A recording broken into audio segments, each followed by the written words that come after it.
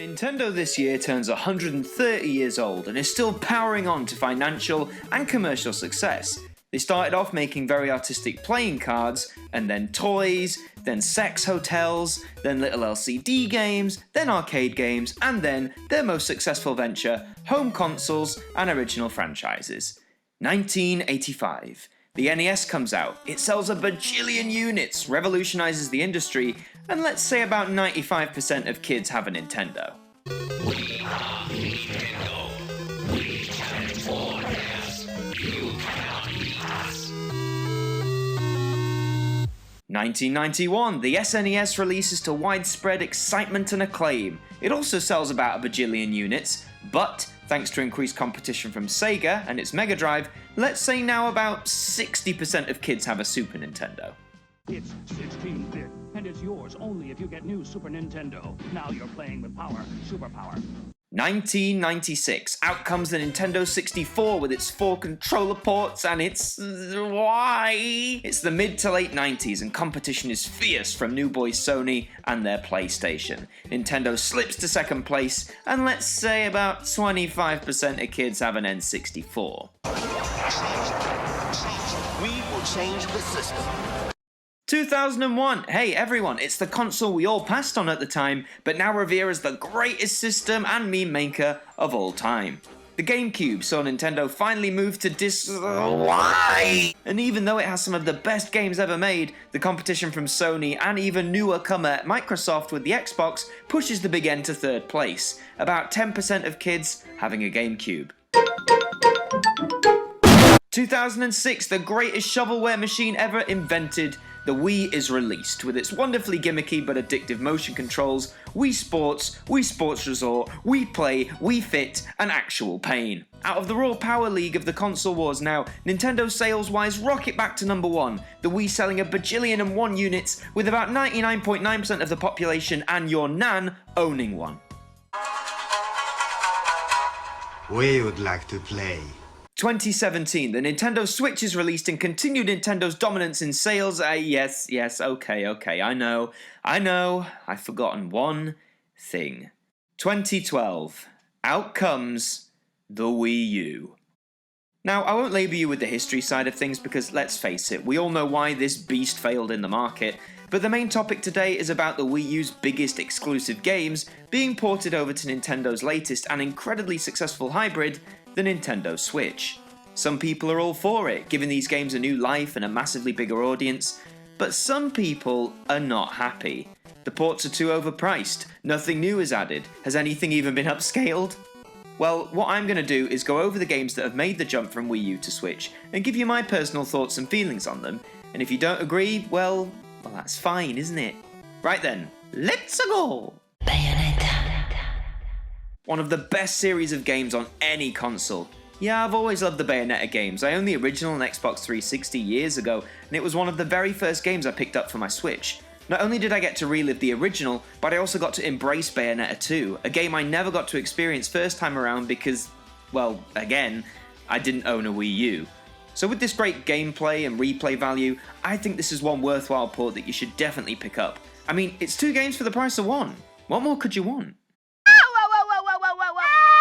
Surprisingly one of the cheaper Wii U ports to come to Switch. Captain Toad debuted here in the UK for around £35, but very quickly dropped to around £30, which is where it has stayed ever since. And honestly, for the sheer amount of levels, bonus levels based on Mario Odyssey, and now with new DLC, I think this one, like Bayonetta, is more than worth the price of admission. If you want some more relaxed gaming that still offers a challenge, then you should give Captain Toad a go. There's enough here to keep you hooked for hours on end. Oh, these are pretty cool bananas. It's one of the best platformers ever made, now with an easy mode that no one really wanted. Don't get me wrong, I've loved playing through DKC Tropical Freeze, but Nintendo definitely missed the mark with the Switch release. Pricing it at around £50 here would have been a-okay if a bulk of extra content had been added to differentiate it from the Wii U original, but all they add is Funky Kong, who makes the game like any challenge whatsoever. I mean, so yeah, for all those Wii U owners who wanted this for Switch, I get why you're upset.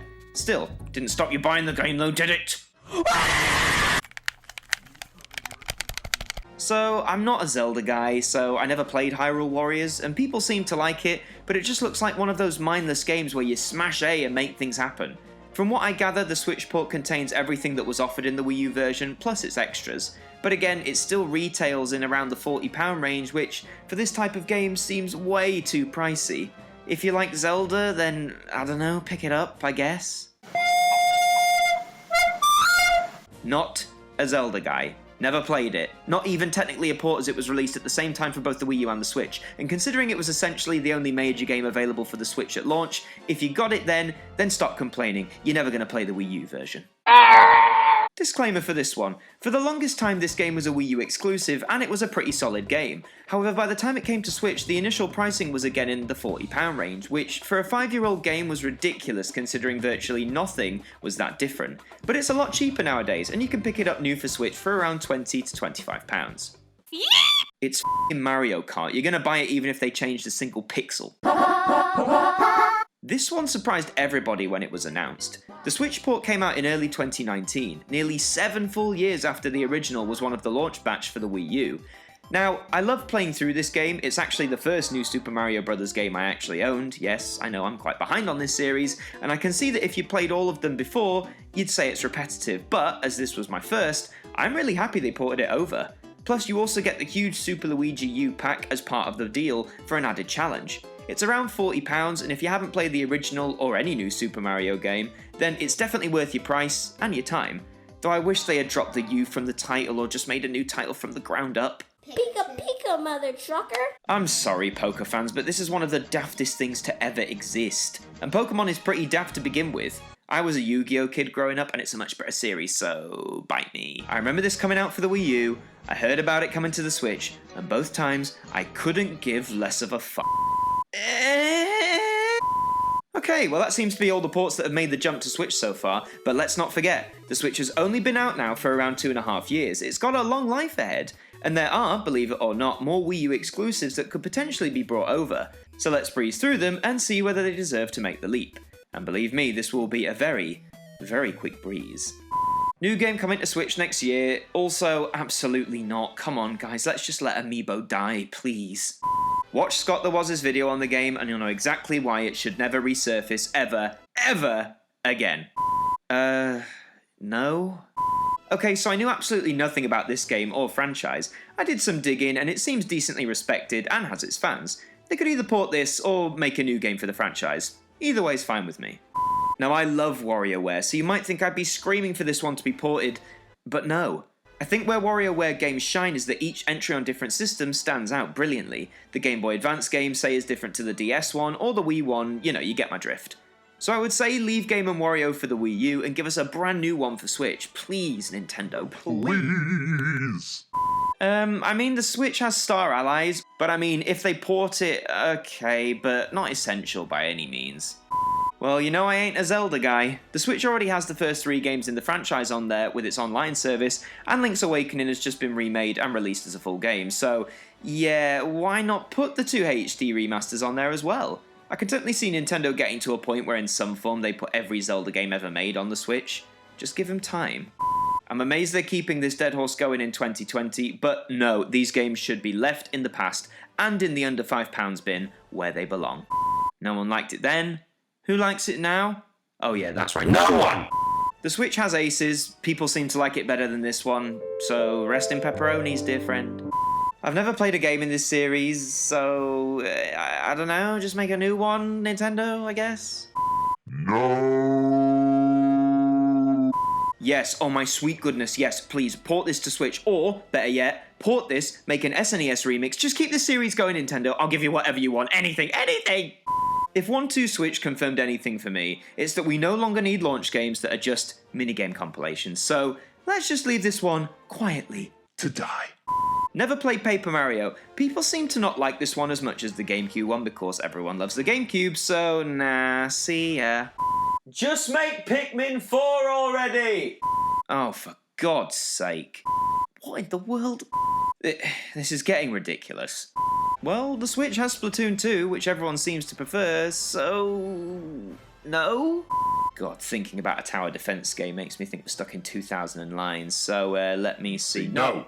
If they added a lot more content and eliminated the horrific controls, then yeah, by all means, put it on the Switch. Or, better yet, Nintendo, just make a brand new one. But will they? Nah, probably not. This is the big one that people are predicting that Nintendo could still port over. It's a fantastic Mario game that many people love, so in terms of getting a whole new audience to appreciate it, I'm all for a re-release. And the fact they ported New Super Mario Bros. U after a 7-year gap, so, you know, maybe next year we might see it happen. The sequel's on Switch, it seems near perfect, so's Mario Maker 1. With Ultimate out, there is absolutely no point. No. No. And no. I would absolutely love to see this game come over to the Switch. I never got a chance to play it on the Wii U, and from what I've seen, I'd really love to give it a try for myself. Come on, Nintendo. Make it happen. Well, 2 is on Switch, and they're porting 1 over, so yeah, maybe this will happen eventually. With Crafted World dropping earlier this year, I would be very surprised if Nintendo wanted to bother to bring this over. I suppose anything is possible, but I don't think this one is really necessary. Woo! Finally, that's all the Wii U exclusive games covered. So what's my overall consensus? Well, yeah, I mean, if you're like me and never owned a Wii U, then it's a no-brainer that almost every time for me to go out and grab the ports I want. Some of them need sorting out, like the lack of content yet high price of DKC, but I think the ports have been greatly successful both for Nintendo and the games themselves. As for Wii U exclusives yet to make the jump, we may get a few more during the Switch's lifetime, but I do think Nintendo needs to slow down their frequency.